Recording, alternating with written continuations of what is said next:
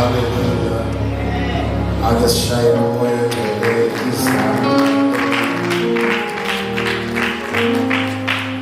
bekuzozwakala kube bekithi shayela mina ezimfanele lezo kodwa ngithi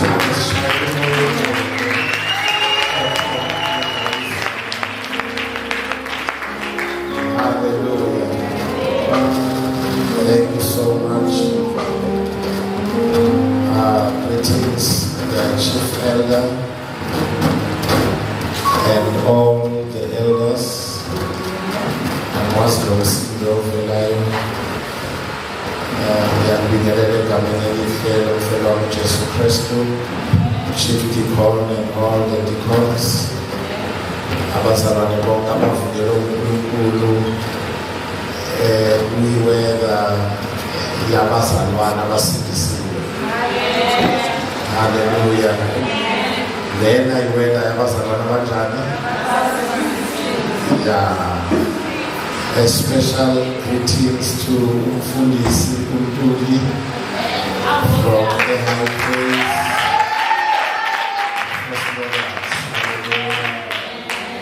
Ugogo kankazi Mbungulu Umfundisi Untuli. Ayakugisa ukazimulo nokuminathi. Yibo laba benza ngibe ne-grey hair kanti ngisaseyana. Hallelujah. Siyabonga abazalwane. Ngiyazi bona ukuthi wena imnandi kodwa I want to say angeke ngishaye i-Hebron. I will take my time and do what I'm supposed to do. Amen. Angeke ngithi bazalwane sizothi nje wana bese siye emakhaya. Ngizoba nje faithful kule assignment. Bese ke siyahamba siye emakhaya siyothola isuku nekhofi. Ake sizwe lenkosi uPsalm chapter number 104. Sibuke uverse number 30. Psalm 104 verse number 30.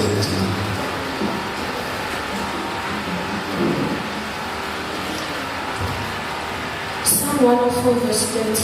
Yes. You send forth your spirit, they are created, and you renew the face of the ground. You send forth your spirit and they are created. I guess you told him this is true.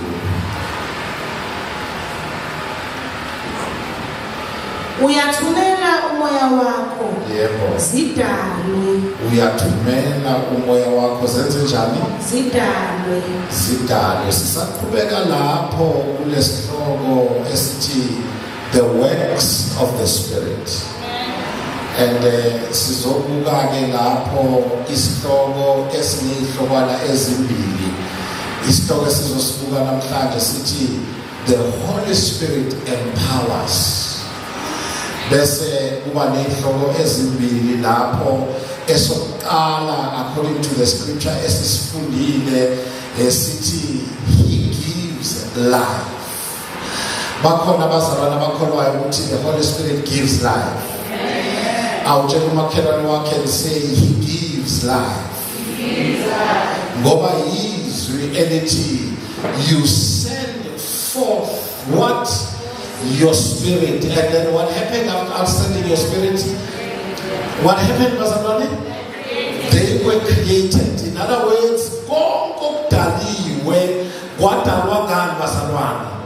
Ngomoya. So lo moya ongcwele akusiye nje wamagimike ebandleni kodwa umoya onika bazalwane onika ukuphila. And then in the realm of nature, it is the role of the Holy Spirit to give life to all animate creatures, whether on the ground or in the sky or in the sea. Whether kusemoyeni, whether kusemhlabathini, whether kusemfuleni, ubani nikuphila bazalwane. Come on church, ubani nikuphila. Okungukuthi kumsebenzi kamoya ongcwele ukuthi anike imbangcwele ukuphila and lokho bekufuneka thina njengabazalwane simbonge uNkulunkulu ngomoya ongcwele ngoba kusho ukuthi uma samkela umoya ongcwele samkele ibazalwane samkele ukuphila angeke abe khona kungabi khona ukuphila angeke abe khona kube khona ukufa inala wethu umoya ongcwele nokufa akufani kusethethe yodwa umoya ongcwele unika ibazalwane ake simushayele izandla umoya he gives life. He gives what? Life. Ngomezula kaShumayeli namhlanje umuntu oyitoyela uyaboycott. Emtsheleni ngizombhada. Ngizokhokha ngisize siShumayeli.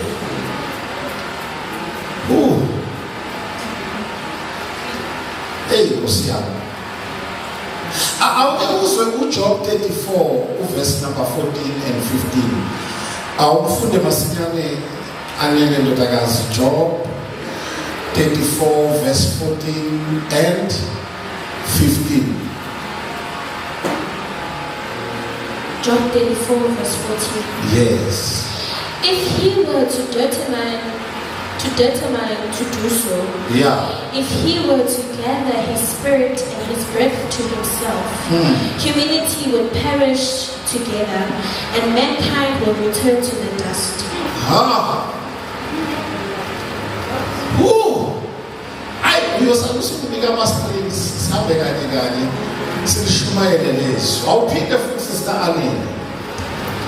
If he were to determine to do so, correct? If he were to gather his spirit and his breath to himself, if he were to withdraw and gather what? His spirit and what? His breath to himself, humanity would perish. Humanity will do what? Perish. So in other words, ingezobulala umuntu ukusuka komphefumulo nokusuka komoya. If he were to determine, if he should set his heart to it and gather to himself his spirit and his breath, if by any all flesh would perish. He sent forth his spirit and they were what? They were created. They were Job uveze ienge ukuthi mazinake zimsuke nje ehlele sitalweni somkhosi ayicabange kahle letha ayidecide abesudonsa umoya wakhe ogcwele adonsa nomphefumulo wakhe yonke inyama iyobhubha. Awuthi my neighbor ngaphandle kukamoya akukho ukuphila. Say he gives life. Say he gives life. Uyakholwa umakhelwane ukuthi he gives life. Uyakholwa umakhelwane ukuthi uphila nje kungomoya. Ake sitshele umoya izandla. Ngicela ukufundele mama ngesizulu Job 34 verse 14. Ngesibuzwe ngesizulu. Yebo. Ebeyakuzibheka yena azibuyisele umoya wakhe nophefumulo wakhe. Bonke abantu bayakufa kanye kanye. Umuntu abuyele othulini. Ukube bekayozibheka yena abuyisele umoya wakhe kuphi kuye bese lithi iBhayibheli bonke abantu bebokwenza kanjani bebeyokufa kanye kanye. In other words, simultaneously, immediately and suddenly, uNkulunkulu akadecide. In other words, bazalwane, never take for granted ukuthi usinikile umoya wakhe. Never take for granted ukuthi urelease umoya wakhe wasinika wona ngoba without umoya ukuphi.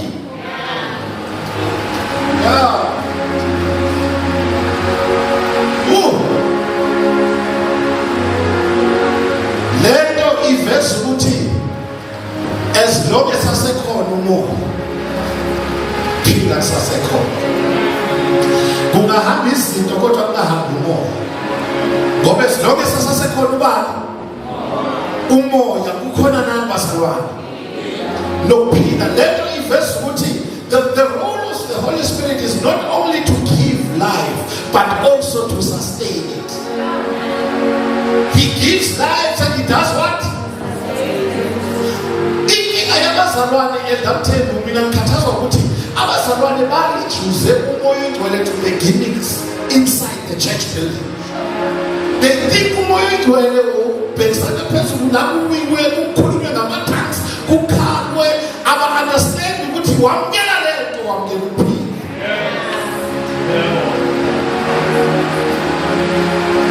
Lithi wambumba umuntu ngothuli lomhlabathi. Make qeda kumbumba umuntu waba yisikhulu. Bese lithi wamphefumulela. Umuntu waba umphefumulo ophilayo. Which is, do you understand ukuthi umoya kaNkulunkulu nayo?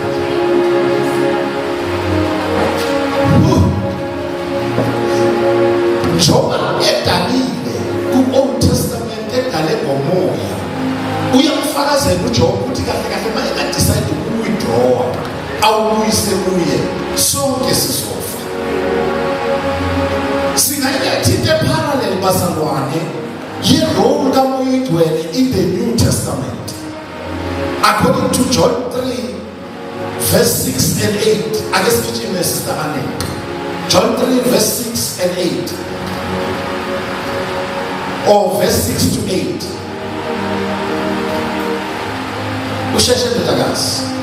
In verse 6. That which has been born of the flesh is flesh, and that which has been born of the spirit is spirit. True. Do not be amazed that I said to you, you must be born again. The wind blows where it wishes, and you hear the sound of it, but you do not know where it is coming from and where it is going. So is everyone who has been born in the spirit.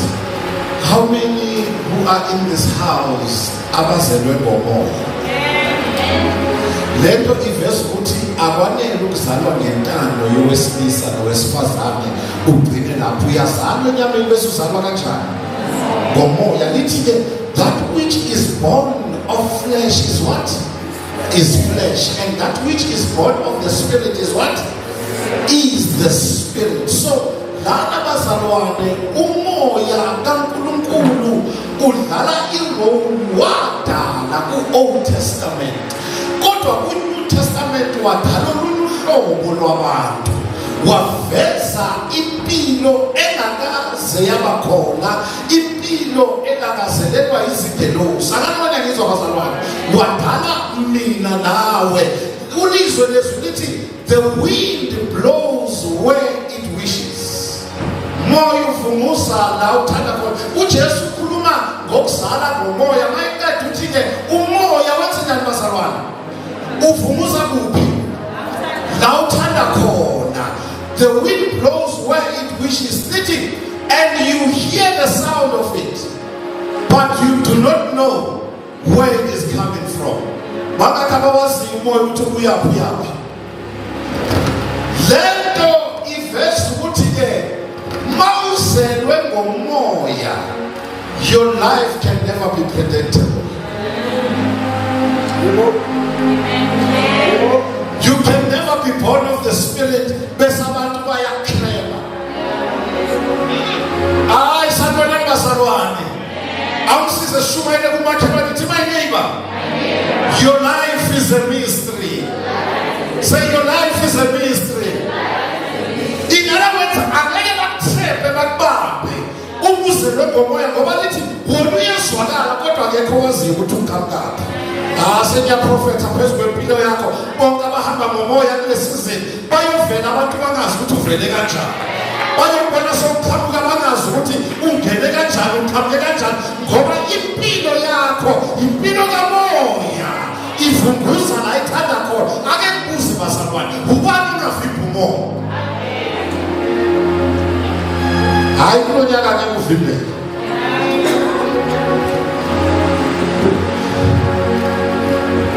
kanjani ozama ukuvimba umoya ngezandla?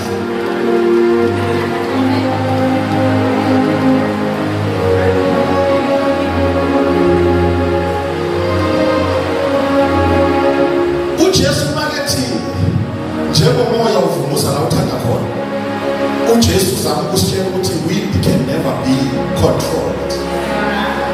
Hayi bakamoya sebayibambile lento. Wind can never do what? Can never be controlled. Manje wena wayulawulwa ngabantu. Walawuleka wena uhamba ngamuphi umoya?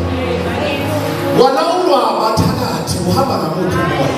Abathakathi bazokutshela ukuthi uyangena la awungeni la, uyaphumelela la awuphumeleli la. If the wind can never be controlled, so are those who are born by the Spirit. Laba bazelwe ngomoya abalawuleki.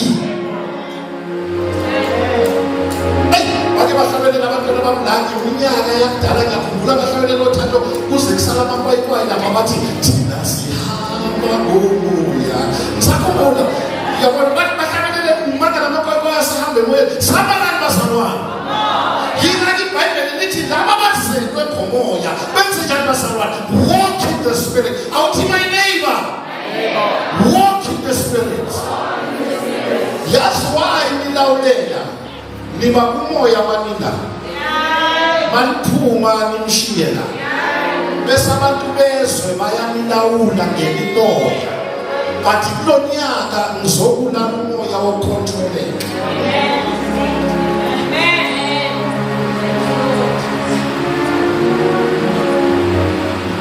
Uthi Jesu awuboni namhlanje ngathi ngizoshumayela and I'm taking my time.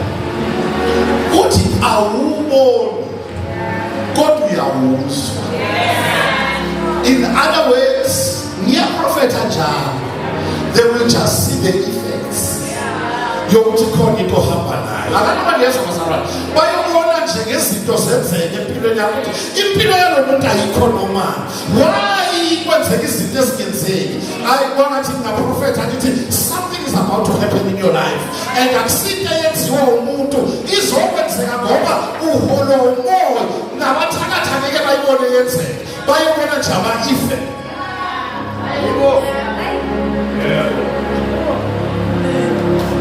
Uthi umfundisi bayobona siphumelela bangazi ukuthi siphumelele kanjani.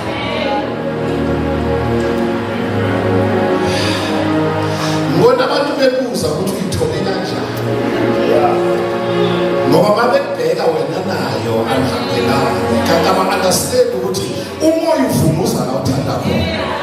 In other words, nalaba esicabanga ukuthi angeke bathintwe, ngizwe mina ngithi othintwe kuye akaphinde enze njani bazalwane.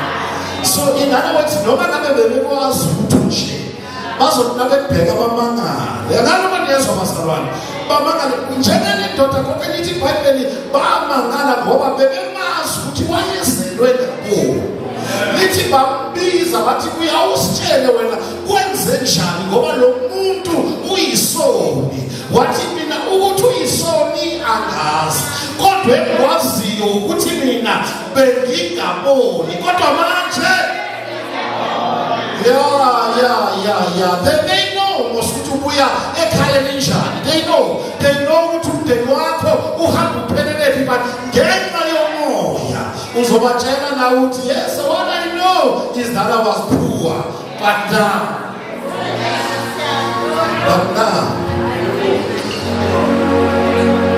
ngisho lento ukuthi umoya uphephetha la uthanda khona.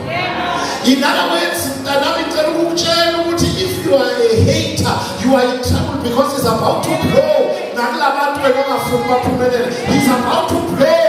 Nakulabantu ababukela phansi, he's about to blow ngoba uphephetha la uthanda khona. In other words, umoya ucontrolwa, angeke umtshele ukuthi athinte bani angathinti bani.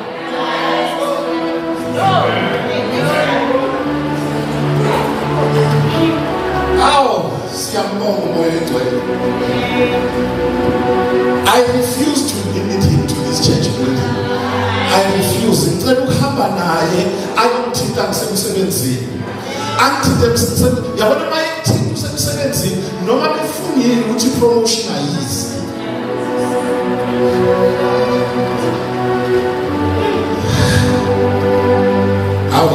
I told you I'm going to take my time. So I'm going to number 4. Not here.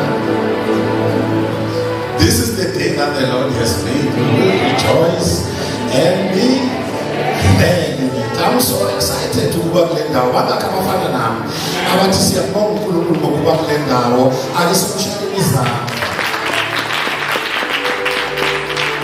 The other thing, my to Fumusa like that corner, symbol to be a people, Siamuzwa, and I tell you, he cannot be controlled. He cannot be understood. So, Mawahaba no more, Muslim Khaled would have understand.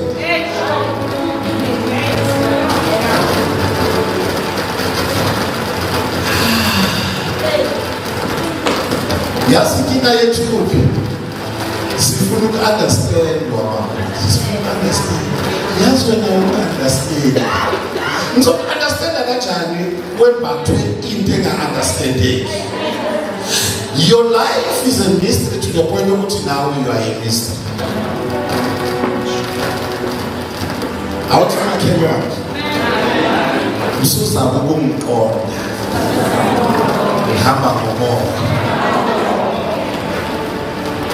and one thing I've realized, Mrs. Mtope, Noguti, umuntu isizabo somuntu, into I understand reality. Umuntu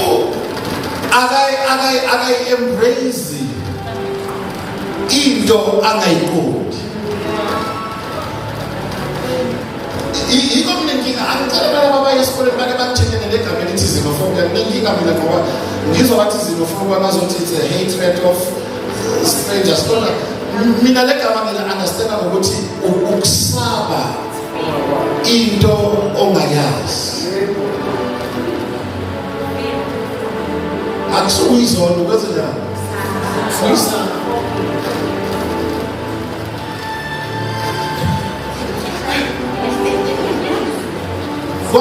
Ngathi yini abantu be-attacker nje ngoba baqondi. And some of them have been trying to study your life. But impilo yakho it's a mystery. Mangabe abantu bebe-understand impilo yakho uzoprofita ukuthi after the konzo your life is going to be a mystery. They will try to study. Yabona ngijabula kanjani abantu nabebuza ukuthi ukhona kanjani? Ngingabe umsuthathi hani umuntu athengo yakhe. Kitlari imali.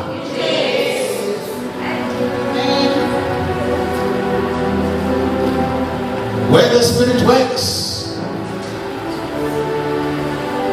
there is undeniable and unmistakable evidence.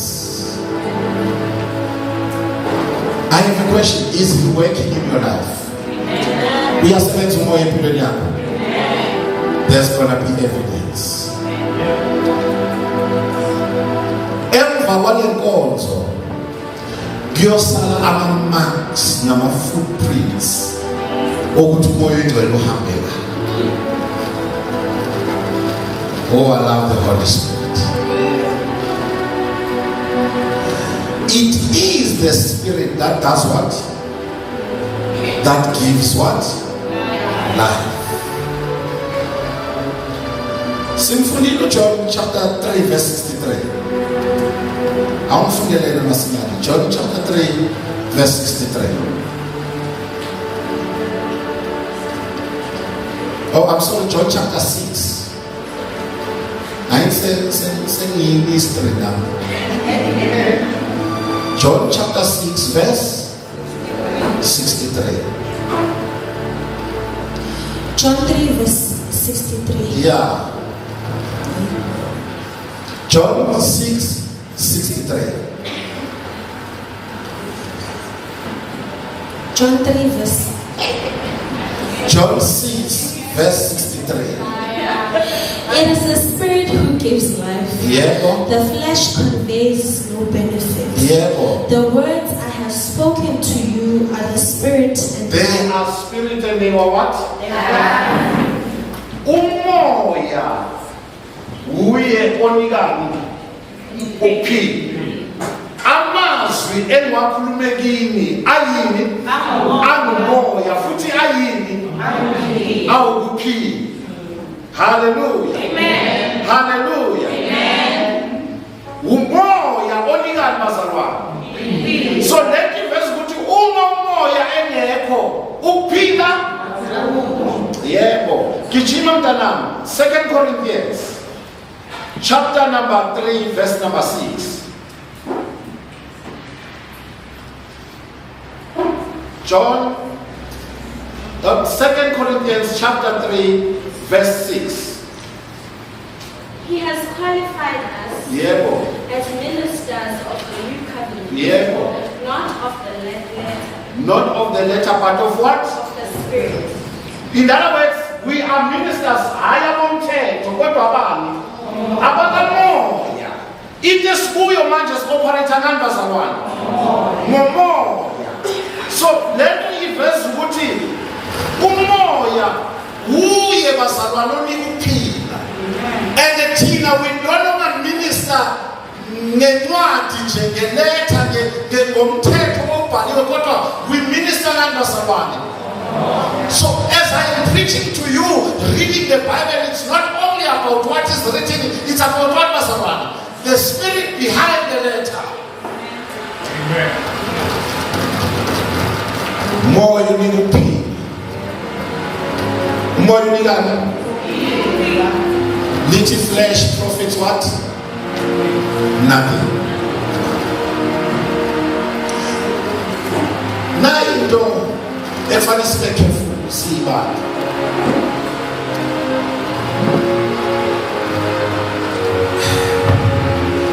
In class, uNkulunkulu wayibiza ngezwi ukuthi ayivele kuphi emanzini. Angithi nisho njani izwi? That is why uma ukhipha inhlanzi emanzini yenze njani? Uma kuzalwa ibandla ku-New Testament lazalwa ngani? Ngomoya.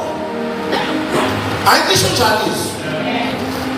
Then mawukhipha ibandla kumoya lizokwenza njani? Ngithe last week asibeni careful. Singagijimi ngama-programs acima in-church. Umoya. Kungamane kuyekwe ama-programs sihlale kumoya. Ngoba as long as kukhona umoya, kukhona uphilo. Now, allow me to say today, it doesn't matter singaba baningi kangakanani kuleli hall. Uma singekho kumoya, we are just a group of dead people. Uma singekho kuphi? Kumoya. Let's put because of the Spirit, we are now a living organ. Ibandla yintetshani ephila. And the only thing that can kill the church ukususa umoya. Lento inginika amandla njengomfundisi ukuthi noma abantu bangahamba as long as umoya ekho ibandla will continue. Hey, yeah, sekhona ngizoba offender manje. Kuyingozi ucabanga ukuthi ibandla likaJesu Kristu liqhubeka ngenxa yakho. Ngoba wena noma ungahamba as long umoya ekhona ibandla lizoqhubeka. Yeah, sesiyakhona manje akithi. Inkinga yami ukuthi kunabantu uNkulunkulu abalethela to minister to us ngama-gift wabo bese bacabanga ukuthi ama-gift asustainable. But I'm here to tell you ukuthi you can go with your gift, the church will never die. Because ibandla lisustainwa yi-gift, ibandla lisustainwa yimazalwane. Manje why wena nesoprano yakho ye-5-5 angeke liqhubeke. Ngoba mina ngidiscover ukuthi wena nje uzele ukuthi uzosponsor, but you are not the sustainer of the church. Mawunga decide nethela yakhe esithile ukuthi uyahamba ibanga lethu labazalwane.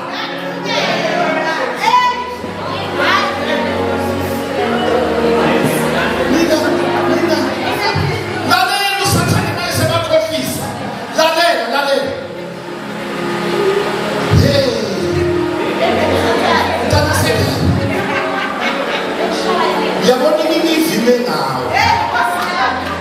Yabona lebandla lethi imiva mntasekhaya. Ime ngawo.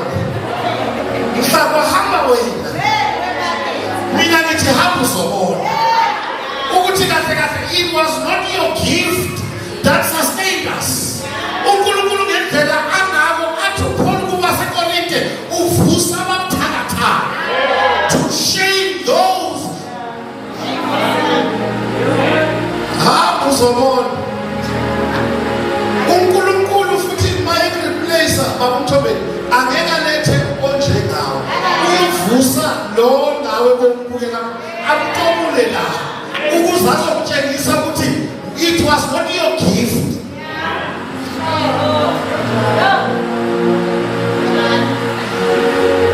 Yazi ngiyangisiza mina ukuthi ngaloku ngwaro umbala bebahambe sontweni ngaba nale attitude ethi okay lo muntu mangiyenzeka shone kusho ukuthi umsebenzi kaNkulunkulu ufile. So kufanele nale attitude ukuthi ngiyabonga ukuthi la futhi noma ungasekho yini sustain ibandla abazalwane.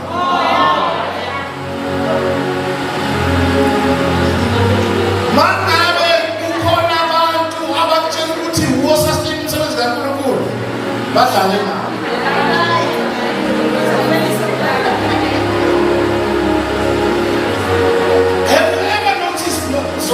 Ukuthi amabandla abanjwa abantu baba-gift ababamba ibandla ngogomwa.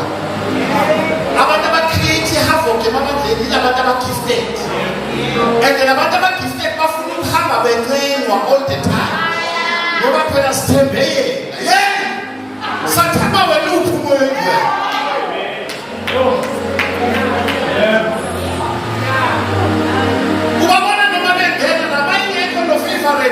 Bavele bagodole nje inkosi ingakaqali.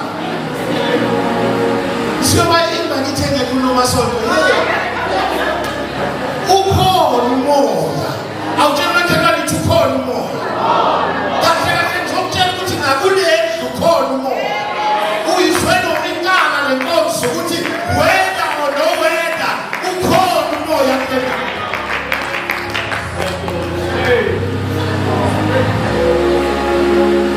Sankhamba lokho yazi ngathi la ngake ngenze beseminya abafundisi. Ngithi bafundisi nani yena lokugodoliswa abantu bama-gifts. Abafune nokukhuzwa ngoba ba-gifted. Yingakho nabantu abathenjiwe beyibesapha enkonzweni abakhuzwa. Thina hayi uzoduba. Then mayeduba wathi.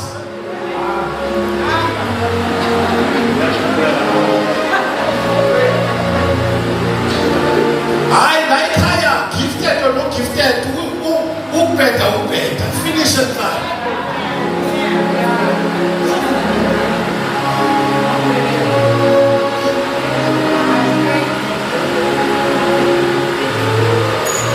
Sake sokhonza la mangete imelaphi kodwa ngena umuntu eshaya imelaphi sakhonza ngabatshela ngathi mina ngozalo lasezayona iacapella inthusi ngiyangena emoyeni ehlatsheleni iacapella ngiyangena ngoba kuye endaweni mina nabangekho khona i-keyboard kwathiwa nje siyacela kuwe Jesu yiba nathi kule ndawo umoya ngoba ke iswazi imfimbi.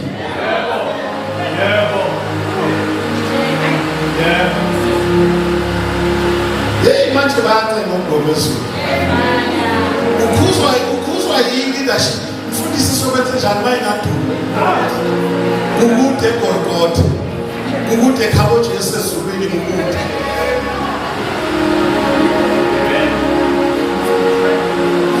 asibeni ibandla elihamba ngomoya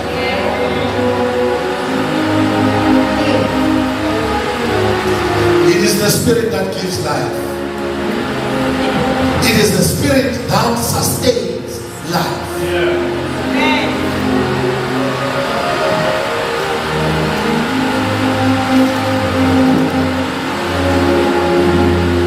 Yamuzu moya kulenda. Yamuzu moya kulenda. Kuke kwenzeka indawo encwadini kaMatthew chapter number 1. uNkulunkulu efuna ukusindisa umhlaba wonke. Lithi iBhayibheli kwaba nentombazana ama-scholars athi waye around 16 years. Angazalwa nendoda but she was betrothed ukuthi uzogana uJoseph. Wavakashelwa yingilosi. Yamtshela isimangaliso yathi uyokhulelwa. Sana ndodana. Kambe igama lokuthi uJesu. Ngoba uyosindisa abantu bakhe ezonweni zabo. Yamuza le ntombazana. Kuzokwenzeka kanjani? Ngoba mina nendoda angiyazi.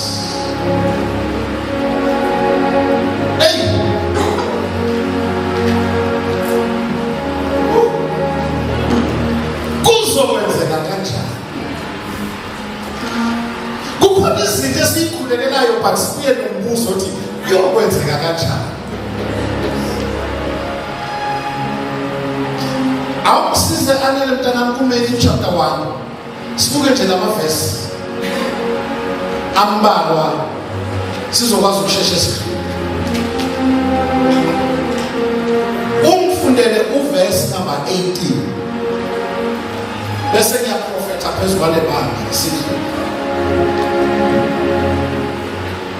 Matthew chapter 1 verse 18. Yebo. Now the birth of Jesus the Messiah was as follows. When his mother Mary had been betrothed to Joseph, before they came together, she was found to be pregnant by the Holy Spirit. She was found to be what? Pregnant. God intending ugayo na ukuthi uJoseph akekho ku equation. Lithi she was found to be pregnant by who? By the Holy Spirit. Awufundele verse number 20. But when he had thought this over, behold, an angel of the Lord appeared to him in a dream, saying, Joseph, son of David, do not be afraid to take Mary as your wife, for the child who has been conceived in her is of the Holy Spirit. The Spirit does what? Gives life. Let's come on, let's stop. Joseph yena kumele lento ukuthi ufuna ukumlahla uMary ngoba akazi ukuthi le branch libuyaphi. Uthi ngilosilalela ungamlahli ngoba lento ikhulelweyo ingekamoya ojamba salwane. Ngiyamuza umoya kule ndawo. There are spiritual wombs who will receive and conceive. Ngegama likaJesu. Kunezibeletho zikamoya okuyohlala imbewu. Asekunezibeletho zikamoya okuyohlala imbewu kulezi. Into engeke ilethwe imali yakho, into engeke ilethwe imfundo yakho, into engeke ilethwe ama connection akho, kodwa into ezolethwa yinbazalwane umoya ogcwele, because it is the Spirit that gives life. Lakuhlulela khona umoya ogcwele lakuhlulela khona abantu siyakhonsiva ngomoya ogcwele.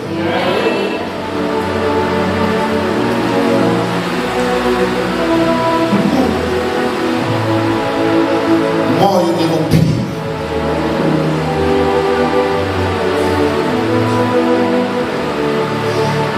Ngizwa in my spirit into ethi somebody after the service will have something. I'm qualifying. And kuzo ukuthi kuzokwenzeka kanjani. ngempendulo ekuLuke chapter number 1 verse 34 and 35 uyabuza uMary ukuthi how will this be since I am a virgin? Yaphendula ingelosi ku-35 ithi the Holy Spirit will come upon you. Ngicela ukumemezela ethokoza khona izinto endizoba nazo emva kwale nkonzo. Msukhathazeka ukuthi lokwenziwa kanjani, ngizokutshela ukuthi the Holy Spirit will come upon you. He will overshadow you. Nizokhulelwa izinto eningacabangi ukuthi nizoba nazo. Somebody say yes, Lord.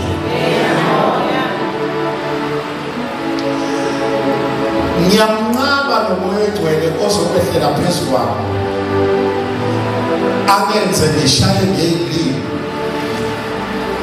Kodwa mangiphuma la ngisatshelelwe izicathulo. Ngiyamnqaba nomoya ogcwele ozokwehlela ngishaye ngeyilimi. Kodwa makuphumela ngaphandle ngiba yi-victim yeso. Abantu bezwe bangu-overtake. Ngiyawazi amandla kamoya ogcwele. Kunanomprofethi elithi eBhayibhelini wakhuluma nenceku esekhulekela imvula eyavalwa wona. Wathi awuhambi uyobheka. Lithi iBhayibheli inceku yahamba ilokithi ayiboni lutho. Makebuye lithi waze wabuyela kayikakhe. Makebuye wathi ngibona ifu kodwa lefu lingane sakhe. Uthi umprofethi gijima uyotshela inkosi ukuthi kunemvula enkulu lesana.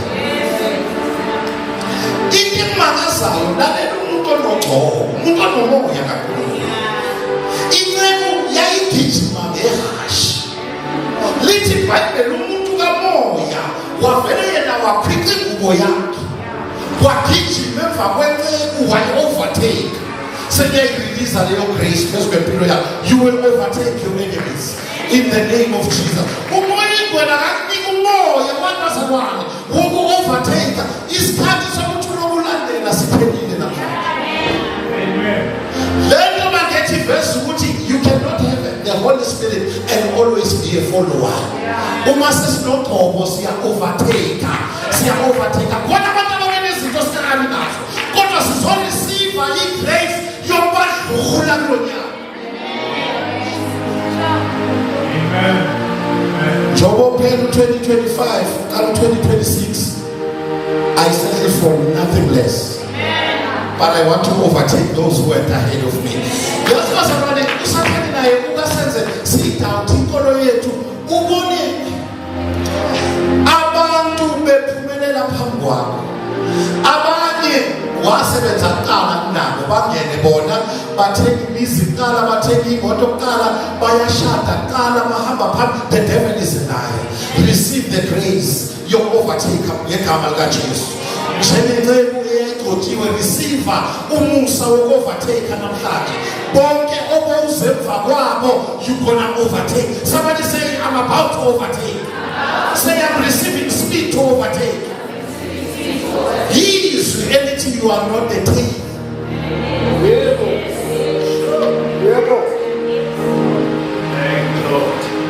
Hayi sicela siyacenga nje.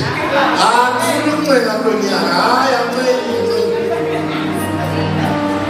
Sicela siyatotoba nje. The devil is a liar. Angifuni ukutotoba kulo nyaka. Kulo nyaka ngiya-overtake. Le season yami yoku-overtake. Ngegama likaJesu basenkingeni uma bathenga ama-4 room ngiza no-14 room in the name of Jesus, ngoba isizini yoku-overtake.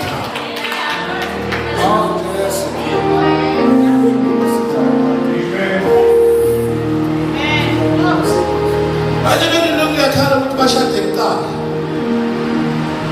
Hayi okwakho umshado yokuba yi-backward. Isizulu esithi sinamuva abesethu uDavide wedlala itafula uzobukwa ke kulo nyaka. May you overtake in the name of Jesus. I say may you overtake in the name of Jesus. uNkulunkulu aka-increase speed empilweni yakho ngegama likaJesu. Aka-increase speed. Uma kungagijimi wena magijima izinto eziza kuwe ngegama likaJesu. Uma kungasiwuwe osheshayo makusheshe izinto eziza kuwe. Akazi bazalwane khona into esheshayo.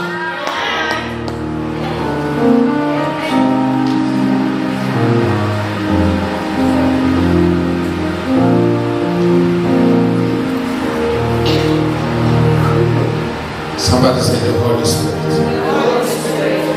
Mfundisi kuzokwenzeka kanjani? Uzomu-overtake kanjani umuntu owaphumelela 5 years ago now? The Holy Spirit. He shall come upon you.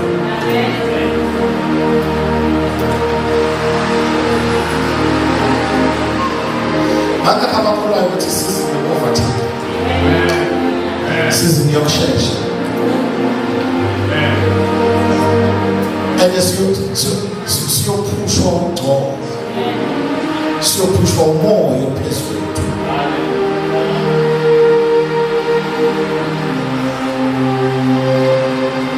Oh, thank you, Holy Spirit.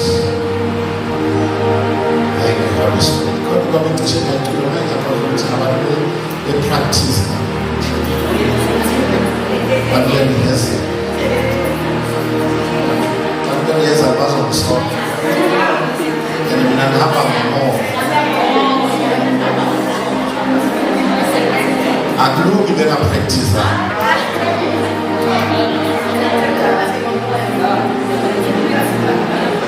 Holy Spirit, we welcome you today. Feel us with your presence as we give you the praise. Yes. Lord, we enter you. We welcome you today. Holy Spirit. Thank you.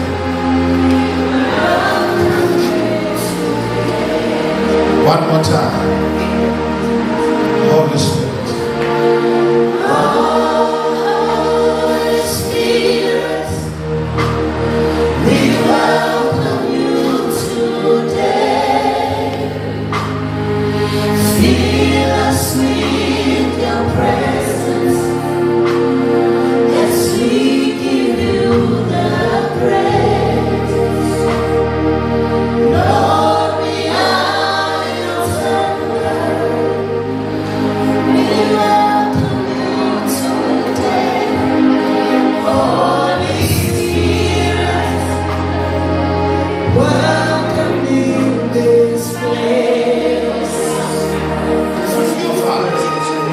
Listen.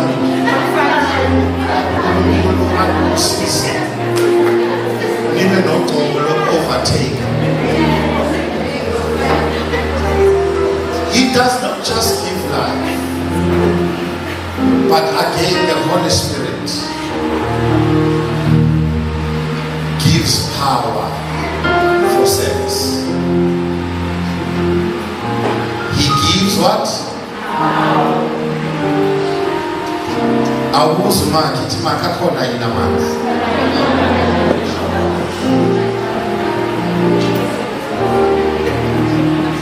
Kukhona abantu bayaseva kodwa mawuthiyabheka amandla yiwo mathawa yebuyambona ukuthi asiphalazwe isizamo kodwa inkinga yini bazalwane? Moya ngcwele akaku-empower namhlanje ngegama likaJesu. When we look in the Old Testament, the Holy Spirit frequently empowered people for special service. Number one, according he empowered Joshua with leadership skills and wisdom. In Numbers chapter number 27 verse 18.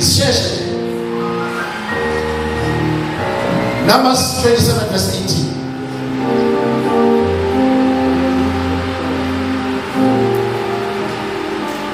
Usamfunda. Numbers 27 verse 18. Mhlawumbe uphethelele mfowethu elidafile uyishaye. Verse 18. Yes.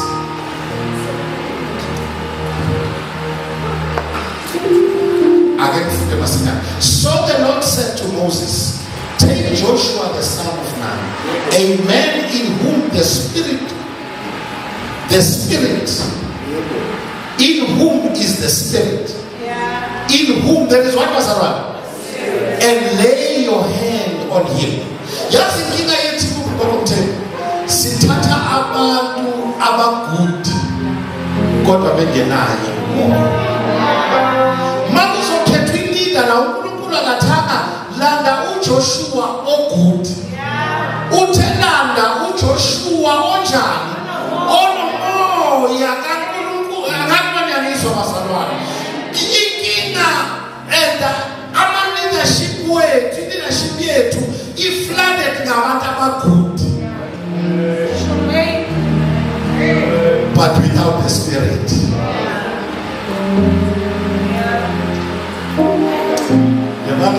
I'm sure Matuli nearby Batali Salada from the Spirit. Kumele ke sasese baba ukuthi abantu esibafake ku leadership banayo umoya.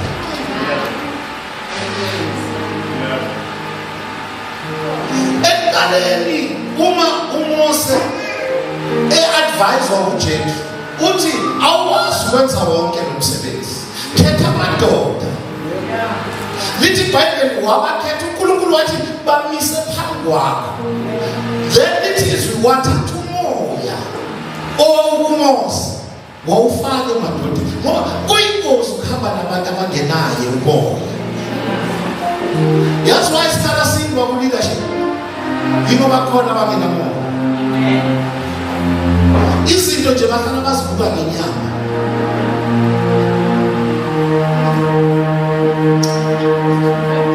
Hayi ngisenkingeni. Deuteronomy 34 don't want to say to vala. Sesele kancane. Deuteronomy 34. Sakhuluma ngomoya. Umfundele masinyane uverse 9. Now Joshua the son of Nun was filled with the spirit of wisdom, because Moses had laid his hands on him, and the sons of Israel listened to him and did as the Lord commanded Moses. Lalela. Mauna moya kaNkulunkulu bamabala. You don't force people to obey. You don't intimidate people to be obedient. Umoya okuwe ubenza balalele automatically. Lithi wayelomoya we-wisdom. Then abantwana bakwa-Israyeli bamlalela yonke into ajabi. May you receive the Holy Spirit today. Mama kukunenza ukuthi engaba nasemsebenzini la nihola khona ningaholi ngesikolo umoya nimvalele ngaphandle. Holani ngesikolo kodwa umoya hambe phambili. Nizomangala abantu belalela ningazi ukuthi kanjani.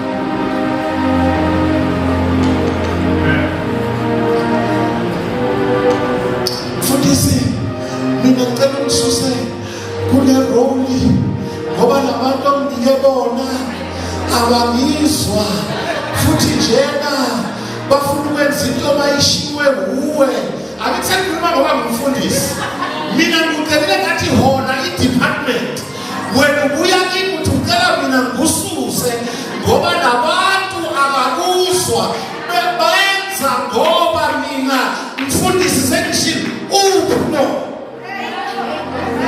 Ngakani ngizophendula ababulaleli njengoba u-empty. Somebody say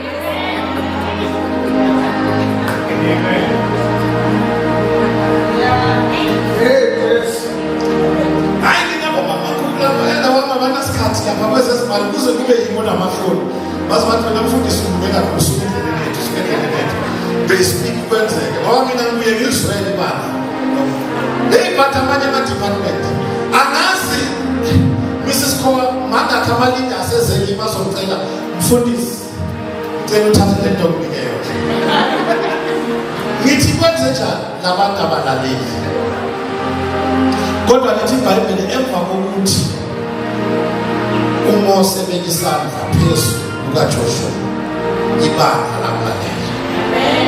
Can I speak that grace upon each and every leader who is in this house? Whether we lead emsebenzini, whether we lead ekhaya, whether we lead la ulida khona ngicela ukurelease the grace phezu kwempilo yakho. Ngegama likaJesu receive umoya wokuthi abantu bakulalele. Yazi abantu bezwe bayimasterile lento. Abantu bezwe bayathwala ukuze bazosatshwa. Ingeni induna mangale mphatha amakhanda mphatha uvalo kanti uyogajwa. Hayi namhlanje lethi indawo yasezulwini. Hayi release indawo yasezulwini. Angeke uye kwamhlaba uyalingana, ngeke uye ndawo yamkela indawo yasezulwini uzongena amathobe. Somebody say the grace of Joshua is upon my life. Everyone I'm leading will obey in the name of Jesus. Yayinisa lethu zokhuluma kanye benze.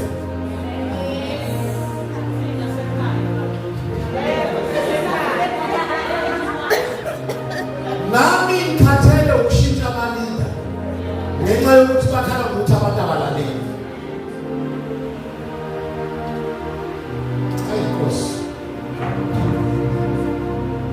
According to Judges 3 verse number 10, he empowered the judges to deliver Israel from their oppressors.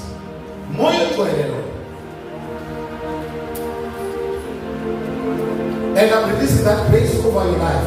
He's going to empower you to deliver your family from whatever demonic oppression. You're going to be the one who will deliver your family. Get down on that chase. I said you're going to be the one who will deliver your family. Get down on that chase. Will bother you from today. Why you are looking at your dead? Why you are looking at to deliver your family? I see somebody standing up for their family from today. Enough is enough. Enough is enough. Enough is enough. Enough is enough.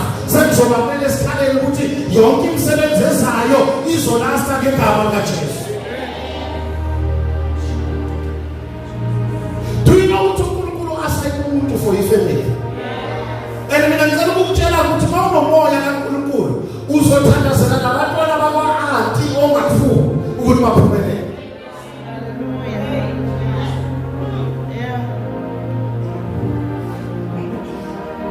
Last week I had a conversation with Unkulunkulu. Suddenly the assignment yokukhulekela umuntu othobela umndeni wami recently. He said to me, this man needs your prayer to be delivered. Ukuze zonke izinto alahlekelwe yizo zibuyiselwe kuye.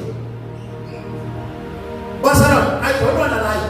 Ngaphuma kuprayer room. Ngathi le uNkulunkulu. But in the realize that I was uncomfortable. Ukuthi uNkulunkulu unike assignment yokukhulekela umuntu othobela umndeni wami. And as a servant of God, I will never rest until he's delivered. I will never rest until zonke izinto alahlekelwe yizo zibuyele kuye. It's no longer about him. It's about my relationship with God.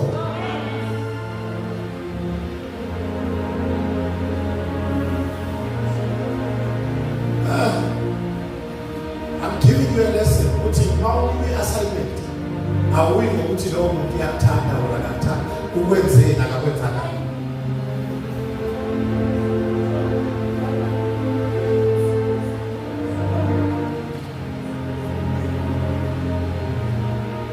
Somebody say Holy Spirit.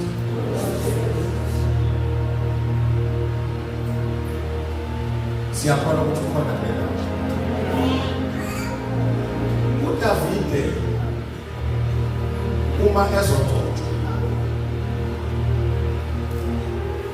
When he was anointed as king, in my ability, 1 Samuel 16:13, the Spirit of the Lord rushed upon him from that day forward. Then David akakalanga ngokuthi abe inkosi wabuyela wayolusa izipho elobelonto. Ukhona abantu abathi basemazi ukuthi bagcotshiwe angeke babuyele bayolusa sebafuna ukungena kuma position. That for every position there must be a preparation time.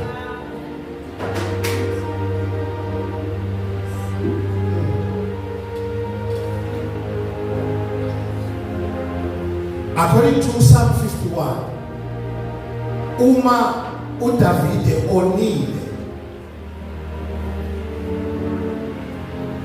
he understood ukuthi ama achievements wakhe waye equip moyo egcwele.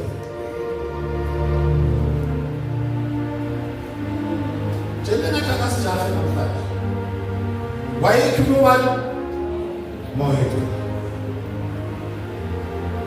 Uma umprofeti eza kuDaniel uthi Daniel kunendoda eyeziveni nene ayenemvu eyodwa, lo onesiveni wabulala lo oneyodwa wathatha imvu yakhe. Ake mbuze Nkosi kwenziwani umuntu onjalo? Little did he know ukuthi kukhulunywa ngayo ngoba wayenamakhosikazi amaningi, wabulala uRiya ngonkosikazi oyedwa. Uthi uDavide loyo muntu makafe nokufa. Uthi umprofeti Nkosi loyo muntu nguwe. Into engishaye ngoDavide uma erepenta ebuyela kuNkulunkulu akathalelanga ubukhosi bakhe. Psalm 51. What is number 1? Cast me not from your presence. And do not take away your spirit from me. So in other words, no more to cause, God will to more. Vice versa. No food in our soul, the king. Pela uma kutoto David moyo wele estela David. Umoya wele wawusukile kusona ngaleso sikhathi kwaba ne-transaction kusuka umoya uya kuDavid. Usaul wasala nesikhundla kodwa engelamo. So David uthi ngicela ungafani nalo yamuntu. Wabusa for years. Why umoya wele esukile? Bangakho abantu abakhalela isikhundla nokukhalela umoya. Angithi ithatha siyothandaza.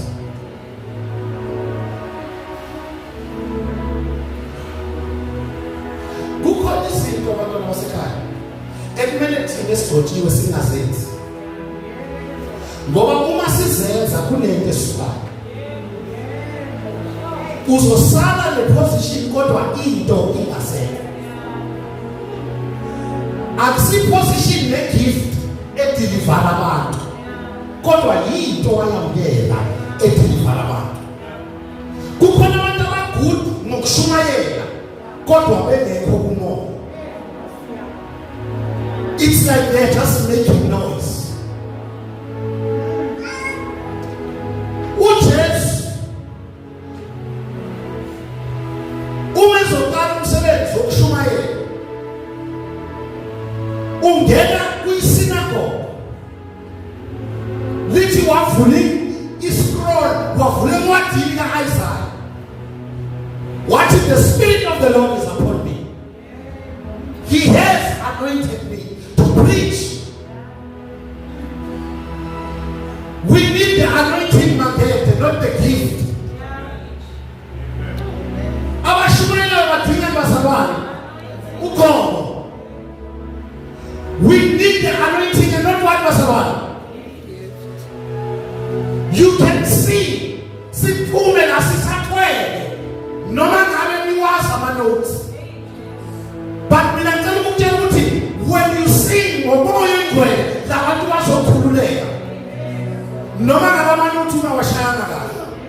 Because it is the anointing of the Holy Spirit that delivers people.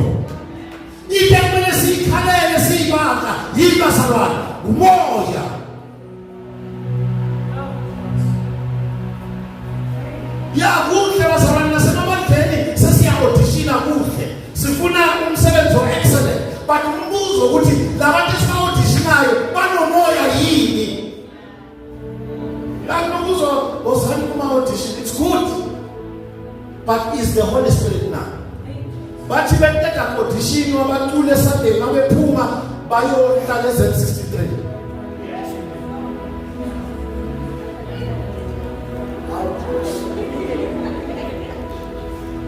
Somebody say the Holy Spirit. Ngaphambi kokuba uJesu ephuma abafundi bakhe ku-Acts chapter 1 verse number 8 uthi you will receive power when the Holy Spirit has come, then you will be my witnesses. Ufakaza kanjani ngekumoya?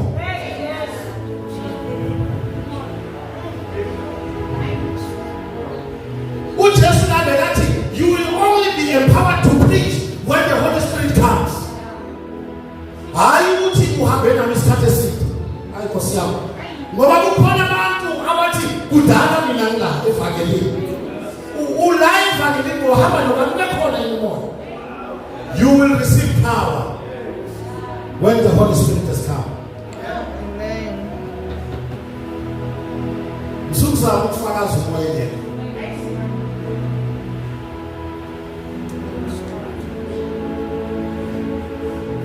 Mina sekuqedile. Ngifuna nje ukuvezela lokho ukuthi He gives life. He empowers. Abanye benu uNkulunkulu uyafuna ukumsebenzisa. But you are taking for granted the relationship yenu nomoya wethu.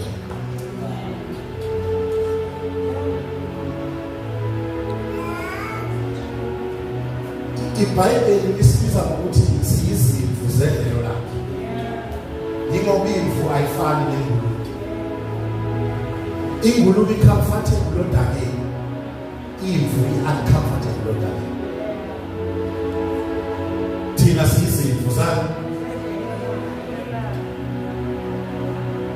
Cela siphakame sibeke.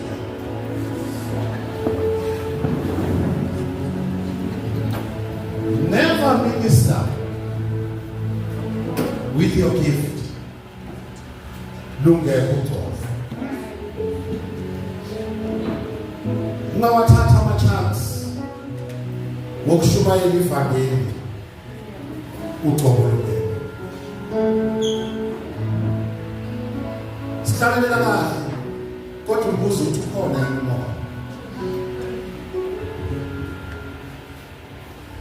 Mina discount ukuthi umoya egcwele wenza namadimoni abe uncomfortable. But inkinga yethu siyibandla namhlanje nabantu abapossessed bayasihanda bangafuni lutho. Ngoba sisesonweni kodwa umoya ugcwele ngeke. Try to minister to somebody as you close. Never try to run this race engekho umoya ugcwele. Bahlabelela ngathi sengiyacela Nkosi ukuba ngiphile. Bathi amandla ngiyawadinga ukuze ngifike. Bayiqhubeka le ngoma ithi nokuba isilingo zingahaqile la. Ngizohluleka uma ngingekho. I want to tell you, you will never make it without the Holy Spirit. Alone you will fail. All you need is the Spirit of God.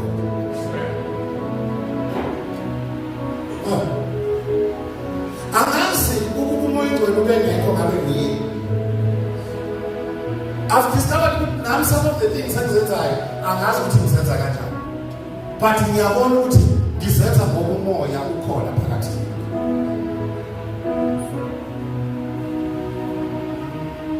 Did I help somebody today? And about embrace more. Don't grieve the Spirit. sokuthi sivisit esiqhabanisa nomoya wethu asiphele. He is the Spirit of truth.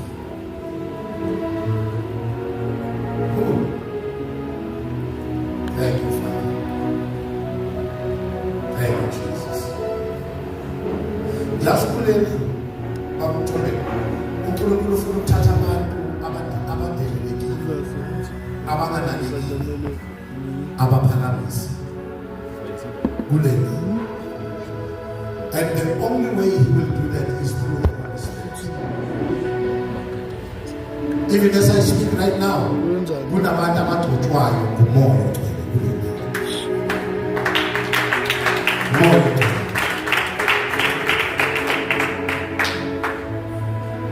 It's been a while. Moya. If there's anything we need to do, let us partner with him.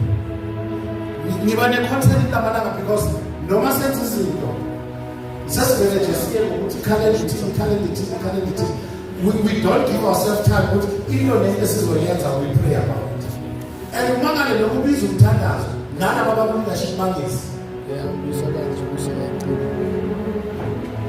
That's how we take the Holy Spirit. Simthatha for granted. Thank you, Jesus. Thank you. Thank you. Thank you. Thank you. Thank you. Thank you. Thank you. Thank you. Thank you. Thank you. Thank you.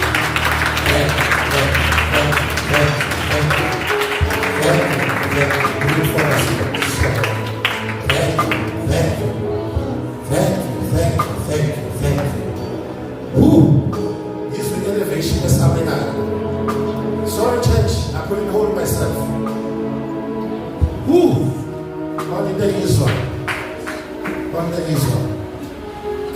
Let us not take the Holy Spirit for granted.